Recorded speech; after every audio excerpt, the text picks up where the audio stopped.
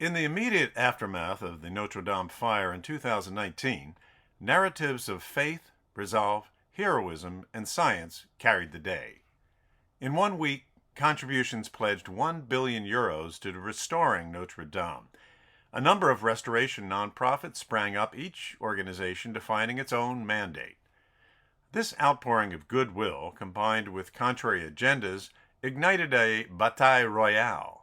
It was a quintessential Parisian clash of narratives. What exactly should a restored Notre Dame look like? Should it be the same as before, rebuilt in stone, wood, and lead, and identical in all details?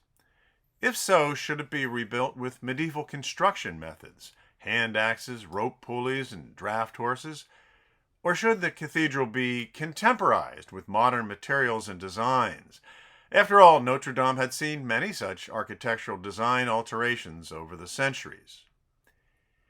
To great surprise, the most substantial change was proposed by the most conservative party.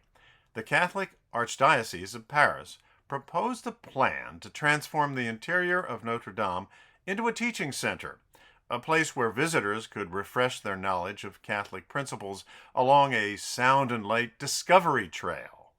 The plan was submitted for approval to the National Commission for Heritage and Architecture under the Ministry of Culture. It proposed that contemporary art, perhaps by street artists, would be displayed beside old masters. Chapels would be themed for continents, and Bible quotes would be projected onto walls in different languages to embrace the cathedral's 12 million annual visitors who journey there from around the globe. The dissenters, ranging from traditionalists to atheists, cried, "Quelle horreur!" This proposed theme park would Disneyify Notre Dame, they said. It's bowing to political correctness. It's a recovation. It's turning a graceful Gothic treasure into Christianity for dummies. Why should this historic asset, owned by the religious state, be neo-religiousized to the detriment of its architectural elegance? Church officials countered. Such changes are not radical. They are part of the natural and continuous evolution of Notre Dame over the past 850 years. This is merely a dialogue between old and new. How French! How semiotic! When you load in intellectual ballast, always phrase your argument in language terms. The commission approved the plan. Dissenters bellowed. A group of 100 intellectuals published a protest letter in Le Figaro and La Tribune de l'Art. They decried the plan as a distortion of the decor and liturgical space of Notre Dame. More proposals floated, crashed, and burned. President Macron addressed the destroyed wooden spire erected in 1859 during the Viollet-le-Duc renovation. He suggested that the spire be replaced with a contemporary architectural gesture. His idea was greeted with a gesture of a more crude nature. And when the National Assembly proposed enhanced tax deductions for restoration contributions, an angry response put a quick end to that. At this point, most of the €1 billion in private contributions remains in uncollected pledges, and some contributors have threatened to withhold funds if they go to church salaries. They want their money spent on stone. Notre Dame should soldier on as an inspiring and secular symbol of the best values and grande idées of France. But which values? Which big ideas? Again, it comes down to narratives. Narratives that often intertwine truth and myth. Notre Dame de Paris, literally Our Lady of Paris, in reference to the Virgin Mary, was conceived in the 12th century to serve as a powerful beacon to draw in far-flung pilgrims and to elevate Paris as a major center of Christendom. In that sense, one could argue it was designed as a tourist attraction. Of course, in the 12th century, France was almost entirely Catholic.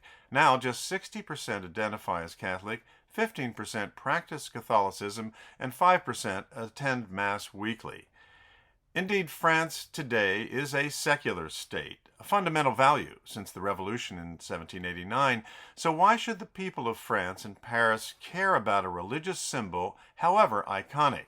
Well, many think they should not, and yet here we are in the 21st century, and a threat to Notre Dame's very existence has unleashed a deeply emotional reaction all around the world. In that sense, the narrative that Notre Dame is a beacon to Christendom, indeed to the entire world, has prevailed. Mind you, there have been a few bumps in the road in the last 850 years. In the Revolution, Notre Dame was seized by the state, its bells were melted down, statues of Hebrew kings on the facade were decapitated. Revolutionaries mistook them for French kings. Religion was banned, and Notre Dame was renamed the Temple of Reason, an homage to the Enlightenment. Its purpose was uncertain. For a while it was used to warehouse wine. Napoleon returned Notre Dame to the church in 1802 in a strategic move to please the Pope and consolidate power, and he groomed the cathedral and surrounding streets for his coronation as emperor in 1804.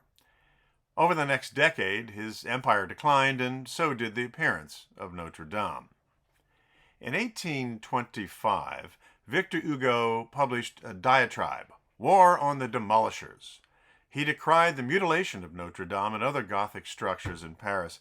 He followed that in 1831 with The Hunchback of Notre Dame, and here he spotlighted Notre Dame's seminal place in Paris life and culture. The cathedral was essentially a character in the classic tale, critics say. Hugo's title in French is Notre Dame de Paris, the cathedral itself. A key character, Quasimodo, the hunchback bell ringer, talks to the cathedral's gargoyles as if they were his living siblings. Hugo refers to Notre Dame like a mistress, an aged queen of cathedrals with fine, slender columns, a vast symphony in stone, a divine creature. The Hunchback of Notre Dame was a blockbuster success, and it spurred a 20-year restoration of the cathedral and helped to preserve other Gothic buildings throughout the city.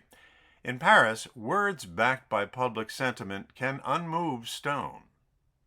But what is the nature of this sentiment over Notre Dame? Why the power of religion and faith, we could ask? Why for centuries have the people of Paris been drawn to the cathedral, sitting, kneeling, and sometimes sleeping on the floor to pray for deliverance from sickness and forgiveness from transgressions? What power lies in its stones? And who can foresee the next 850 years and what further narratives may emerge from Notre Dame?